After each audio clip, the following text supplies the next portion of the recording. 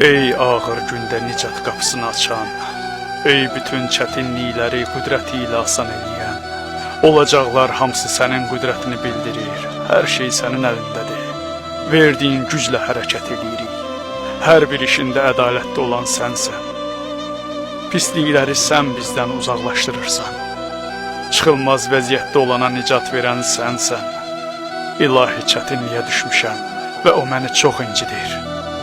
Öz qüdrətinlə bu işdə bizə kömək ol. Bizi öz hökmündən yönəld.